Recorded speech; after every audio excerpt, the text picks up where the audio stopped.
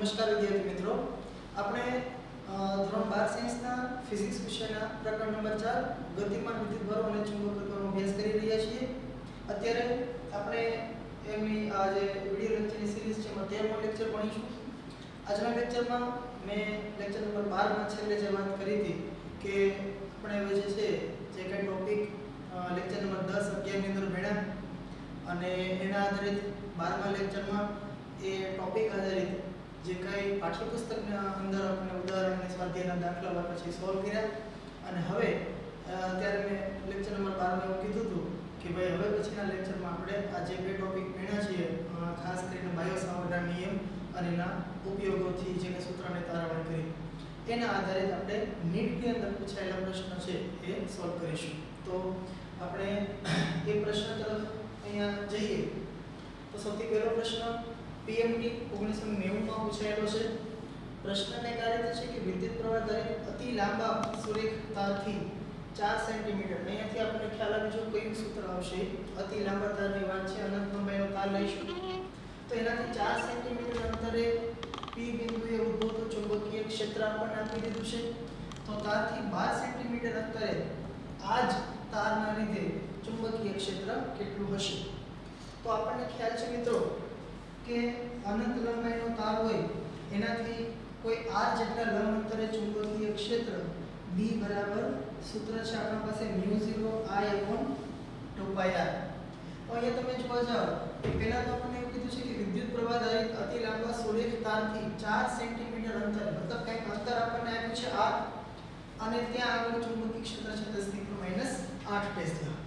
પછી તો તારથી 12 સેન્ટીમીટર અંતર મતલબ અંતર ચેન્જ કરે છે આ જ તારના લીધે, મતલબ કે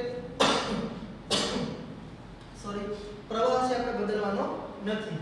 તો તમે જુઓ કે આ રીતે ધારો કે એક તાર છે એમાંથી કંઈક I જેટલો પ્રવાહ વહે છે તો આ તારથી કે અહીંયા એક બિંદુ છે કે જે 4 સેન્ટીમીટર અંતરે છે અને ત્યાંનું ચુંબકીય ક્ષેત્ર આપણને આપ્યું છે તો એને હું કીધું કે B1. હવે એવું કહે છે કે 12 સેન્ટીમીટર અંતરે અહીંયા ક્યાંક ધારો કે બીજું બિંદુ હોય અને આ જે અંતર છે એ 12 સેન્ટીમીટર હોય અહીંયા આગળ ચુંબકીય ક્ષેત્ર ધારો કે B2 કહીએ તો કેટલું હશે. તો અહીંયા અંતર બદલે છે અને ક્ષેત્ર બદલશે. તો આ સૂત્ર પરથી આપણે આમ લખી શકીએ B ચલે છે 1/r. તો આના પરથી હું લખું B2 ભાગ્યા B1 બરાબર R1 ભાગ્યા R2. B ચલે છે 1/r છે. B2 એટલે નવા ચુંબકીય ક્ષેત્રને આપણે કરતા બનાવીએ તો તેથી B2 બરાબર આ B1 સામે ગુણાકારમાં જશે તો R1 ભાગ્યા R2 એને ગુણ્યા B1. R1 એટલે પહેલું અંતર આપ્યું છે આપણને 4 સેન્ટીમીટર. હવે એને મીટરમાં આપણે નહીં ફેરવીએ તો ચાલશે કારણ કે R1 છેદમાં R2 છે સેન્ટીમીટર સેન્ટીમીટર કેન્સલ થઈ જશે. 4 સેન્ટીમીટર છેદમાં R2 નવું અંતર આપ્યું છે 12 સેન્ટીમીટર એને ગુણ્યા B1 એટલે પ્રથમ જે કઈ ચુંબકીય ક્ષેત્ર આપ્યું 10⁻⁸ ટેસ્લા. સેન્ટીમીટર થી સેન્ટીમીટર કેન્સલ થશે 4 × 4 4 × 12. હવે 1/3 આપણને એમ તો ખ્યાલ હોય જ તે કેલ્ક્યુલેટરની કઈ જરૂર ન પડે 0.33 થશે બરાબર અને એને ગુણ્યા 10⁻⁸ ટેસ્લા. તો R2 અંતરે ચુંબકીય ક્ષેત્ર મળશે 0.33 × 10⁻⁸ ટેસ્લા. તો વિકલ્પ ઓકે આને હું 3.3 લખું કારણ કે 0.33 એવું આવશે અને તમે 3.33 કરશો તો એ 10⁻⁹ થઈ જશે એટલે એ પ્રમાણે વિકલ્પ A આ પ્રશ્નનો જવાબ આવશે. ત્યારબાદ 1951 માં પૂછાયેલો પ્રશ્ન છે નિયમિત ચુંબકીય ક્ષેત્રને લંબ રૂપે ગતિ કરતા ઇલેક્ટ્રોનના વર્તુળાકાર માર્ગની ત્રિજ્યા 2 સેન્ટીમીટર છે. જો તેની ઝડપ બમણી કરવામાં આવે તો વર્તુળાકાર માર્ગની ત્રિજ્યા કેટલી થશે.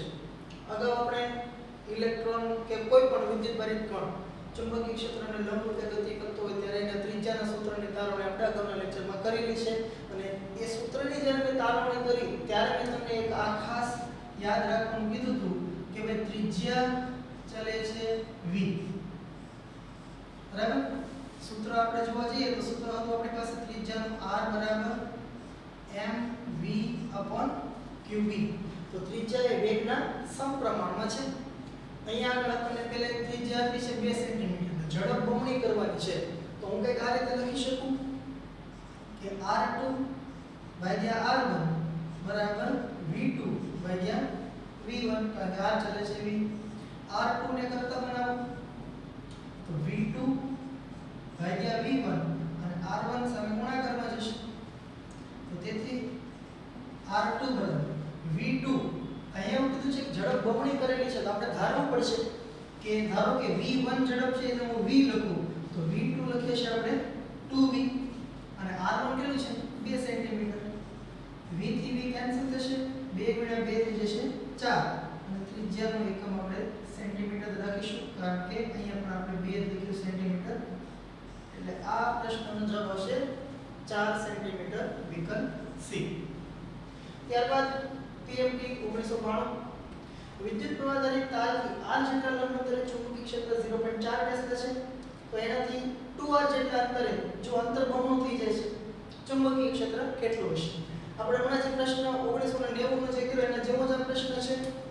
સૂત્ર આવશે અહીંયા b ચલે છે 1/r.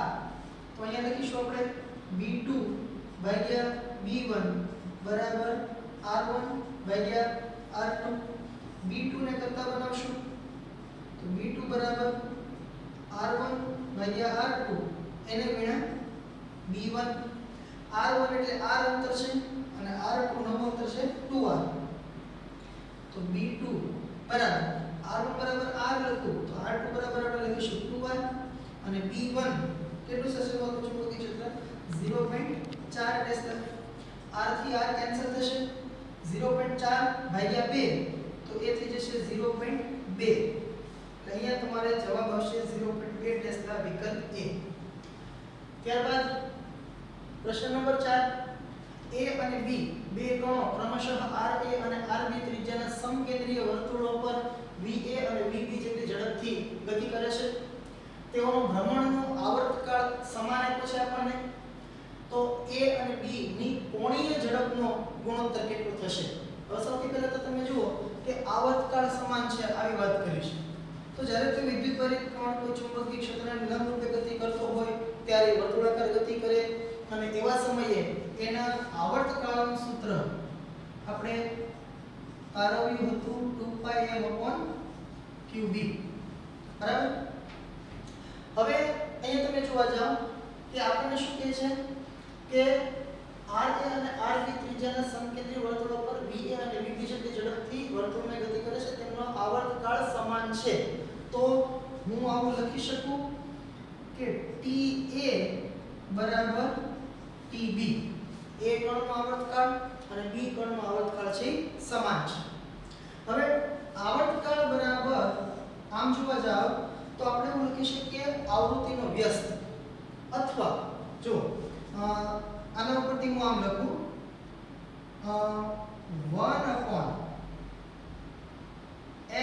1/FA બરાબર 1/FB. આમ થશે આવર્તકાળ આવૃત્તિનો વ્યસ્ત. આના ઉપરથી થઈ જશે FA બરાબર FB ક્રોસ ગુણાકાર કરશું. આપણે જોઈએ છે કોણીય ઝડપ, કોણીય ઝડપ એટલે ઓમેગા મેળવે છે. તો બંને તરફ હું 2π વડે ગુણાકાર કરું તો આવું થશે કે 2πFA બરાબર 2πFB. બંને તરફ ગુણાકાર કર્યો છે આપણે, રકમનો કોઈ ચેન્જ તો થવાનો નથી સમીકરણમાં. અને 2πF ને આપણે કહીએ ઓમેગા, તો ઓમેગા A બરાબર ઓમેગા B. હવે આપણે ગુણોત્તર પૂછ્યો છે તો ઓમેગા B ને માત્ર આપી લો અને બંને વસ્તુ સરખી છે ને, ઓમેગા A અને ઓમેગા B કેવા છે? સમાન છે. તો અહીંયા થઈ જશે ઓમેગા A ભાગ્યા ઓમેગા B બરાબર 1. એટલે આપણને ગુણોત્તર મળશે 1:1. પાંચમો પ્રશ્ન, 3.57 × 10⁻² ટેસ્લા જેટલા ચુંબકીય ક્ષેત્રને લંબરૂપે એક ઇલેક્ટ્રોન ગતિ કરી રહ્યો છે તો ઇલેક્ટ્રોન વર્તુળાકાર ફરશે. આપણને ખબર પડે ઇલેક્ટ્રોન માટે E/m નું મૂલ્ય 1.76 × 1011 કુલમ્બ પ્રતિ કિલોગ્રામ ચાર્જ ટુ માસ રેશિયો આપણને આપેલો છે ઇલેક્ટ્રોનનો. તો તેના ભ્રમણની આવૃત્તિ કેટલી થાય? હવે અહીંયા તમે જોવા જાઓ, આપણે અહીંયા અગાઉના પ્રશ્નમાં આવર્તકાળનું સૂત્ર જે લખ્યું છે એના પરથી આવૃત્તિનું સૂત્ર બનાવીએ આપણે. F બરાબર શું થશે? QB/2π. બરાબર. અહીંયા ઇલેક્ટ્રોનની વાત થાય છે તો ઇલેક્ટ્રોનનો વિદ્યુતભાર q ની જગ્યાએ હું લખી દઉં E, પછી એને ગુણાકારમાં છે B ચુંબકીય ક્ષેત્ર છેદમાં 2πm. હવે અહીંયા આગળ તમને આ E ભાગ્યા m આની કિંમત આપી દીધી છે 1.76 10 ની ઉપર 11. તો આની સંયુક્ત કિંમત પહેલા હું લખી નાખું 1.76 10 ની ઉપર 11. હવે B ચુંબકીય ક્ષેત્ર આપ્યું છે આપણને 3.57 ગુણ્યા 10 ની ઉપર -2 ઘાત છેદમાં 2π 2 ગુણ્યા 3.14. હવે આમ જોવા જાવ તો આમાં કેલ્ક્યુલેટરની જરૂર પડે પણ નીટનો પ્રશ્ન છે તો આપણે કેલ્ક્યુલેટર યુઝ નહીં કરીએ. 1.76 ગુણ્યા 3.57 ને અહીંયા અલગથી ક્યાંક આપણે ગુણાકાર કરવો પડશે. તો અહીંયા આગળ ધ્યાન આપજો. આપણે ખાલી જગ્યા છે ત્યાં હું ગુણાકાર કરી દઉં છું. ગુણાકાર આપણે કરવાનો છે 1.76 ગુણ્યા 3.57. તો આને હું લખી નાખીશ 1.76 ને 176 ભાગ્યા 100 કહેવાય. 3.57 ને 357 ભાગ્યા 100. ફટાફટ આપણે ગુણાકાર કરવો કારણ કે નીટના પ્રશ્ન આપણે બહુ ઓછા સમયમાં ઉકેલવાના હોય છે. 2 0 આવશે, 1 વડે ગુણાકાર કરશું એટલે 357. 6 નો શૂન્ય 7 7 49 4 7 5 35 ને 4 39 7 તેરી 21 ને 3 24. 6 ગુણ્યા 7 42 વધી 4 6 5 30 ને 4 34 3 6 તેરી 18 ને 3 21. 2 9 ને 4 13 ટુકડો વધી 1 8 નો 17 ને 18 1 6 4 10 ને 2 12 વધી 1 4 ને 2 6. તો 628 32 આવો ગુણાકાર આવ્યો. પણ છેદમાં 2 વખત 100 છે એટલે હું આમ લખી શકું 628 32 ભાગ્યા 1 ની પાછળ 4 મીંડા એટલે 1 2 3 4 એટલે 6.28 આનો ગુણાકાર થશે. કોનો 1.76 એને ગુણ્યા 3.57 એ બંનેનો ગુણાકાર થશે 6.28. અને તમે એ છેદમાં જુઓ 2 ગુણ્યા 3.14 તો એ પણ 6.28 થશે. તો મતલબ કે આ બધી વસ્તુ કેન્સલ થઈ જશે. 1.76 ગુણ્યા 3.57 થશે 6.28 છેદમાં 2 ગુણ્યા 3.14 પણ 6.28. તો બાકી શું રહ્યું હવે 10 થી -2 ઘાત અને પ્લસ 11 ઘાત. કેટલી ઘાત બચશે તો કે 10 ની ઉપર 9 ઘાત. અને આવૃત્તિનો એકમ હર્ટ્ઝ. તો 10 ની ઉપર 9 હર્ટ્ઝ. અચ્છા હા આપણને ગીગાહર્ટ્ઝ કીધું છે. 10 ની ઉપર 9 ને આપણે ગીગા બોલીએ એટલે 1 ગીગાહર્ટ્ઝ ત્યાંનો જવાબ હશે. છઠ્ઠો પ્રશ્ન જુલાઈ 2015 નો છે. એક પ્રોટોન અને એક આલ્ફા કણ સમાન ચુંબકીય ક્ષેત્ર B ને લંબરૂપે ગતિ કરે છે. જો બંનેની વર્તુળાકાર કક્ષાની ત્રિજ્યા સમાન હોય અને પ્રોટોનની ગતિ ઊર્જા 1 મેગા ઇલેક્ટ્રોન વોલ્ટ તો આલ્ફા કણની ગતિ ઊર્જા કેટલી હશે? અહીંયા આપણે ત્રિજ્યા અને ગતિ ઊર્જા વચ્ચેનો જે સંબંધવાળું સૂત્ર આપણે અગાઉના લેક્ચરમાં તારવ્યું હતું એનો ઉપયોગ કરીશું. સૂત્ર આ રીતે હતું જો તમને યાદ હોય R બરાબર આપણે યાદ રાખવા માટે લખ્યું હતું √2km upon qb. હવે તમે જોવા જાવ કે ચુંબકીય ક્ષેત્ર બંને માટે સમાન છે બરાબર. ગતિ ઊર્જા પ્રોટોનની આપેલી છે અને આલ્ફાની મેળવવાની છે. તો શક્ય છે કે અલગ હોઈ શકે અથવા સમાન પણ હોય. આપણે ટૂંકમાં મેળવવાનું છે. બંને કોણ અલગ છે તો બંનેના દળ પણ અલગ હશે અને વિદ્યુતભાર પણ બંનેના અલગ અલગ હોઈ શકે. તો અહીંયાથી એક વસ્તુ જે આપણને આપી છે કે બંનેની વર્તુળાકાર કક્ષાની ત્રિજ્યા સમાન છે તો એના પરથી હું આવું તો લખી શકું કે r of proton equals to r of alpha. બંનેની ત્રિજ્યા તો સરખી જ છે. તો તેથી r of proton ના જગ્યાએ લખાશે વર્ગમૂળમાં 2kp પ્રોટોનની ગતિ ઊર્જા mp પ્રોટોન દળ છેદમાં qb અને b તો બંને માટે સરખું છે. અને આના બરાબર થશે √2 k of alpha m of alpha q of alpha into b. હવે b તો બંને માટે સરખા છે આપણે કેન્સલ કરી દઈએ. પછી અહીંયાથી √2 કેન્સલ થશે તો બાકી શું રહે જો જરા. હવે થોડીક આપણે કિંમતો મૂકીએ તો અહીંયા હું લખું √2 એને ગુણ્યા √kp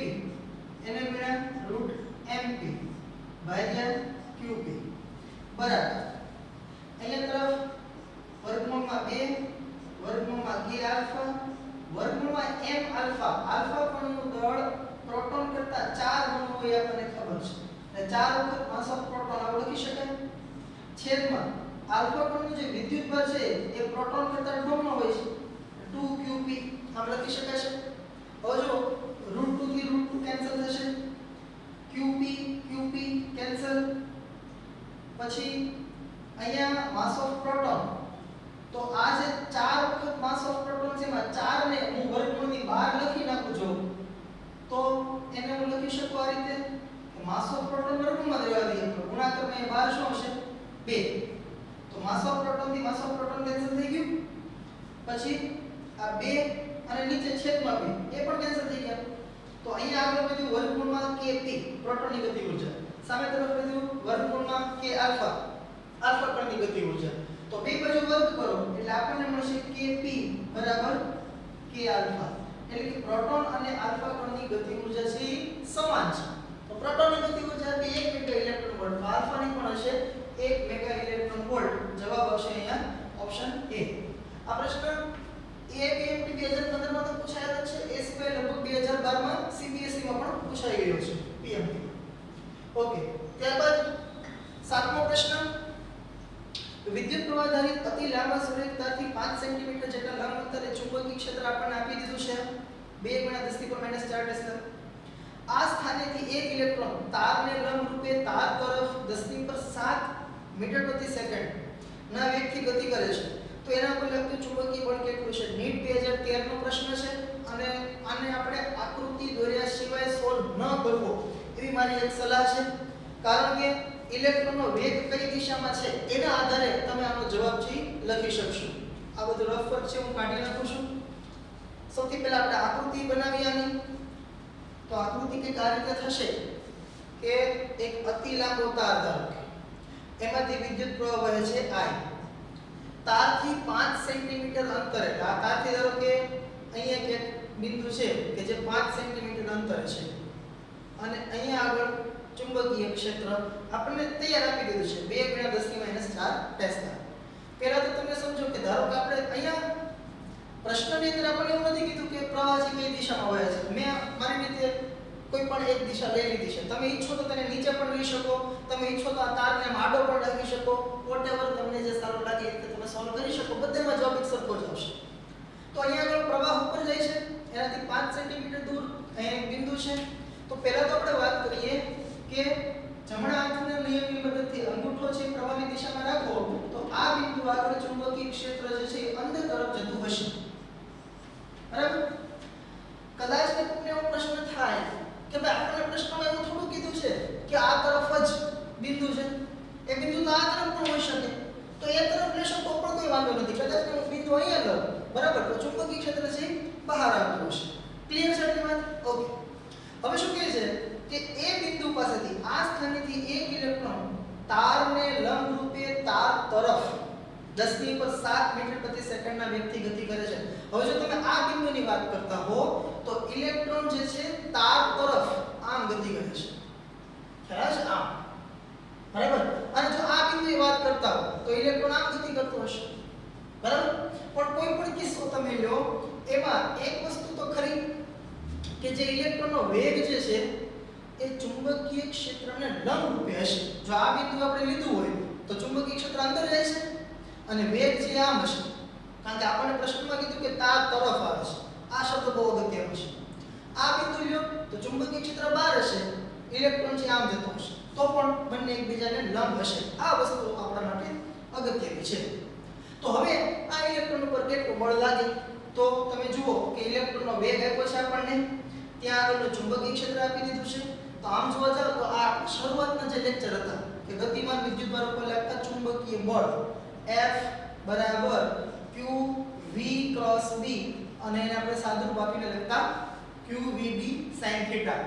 આ સૂત્રનો અહીંયા ઉપયોગ આવે છે. તો q એટલે અહીંયા હું ઇલેક્ટ્રોનનો વિદ્યુતભાર લખીશ. તો તેથી F બરાબર ઇલેક્ટ્રોનનો વિદ્યુતભાર 1.6 10⁻⁻19 ઘાત v વેગ આપ્યો છે 10⁻⁷,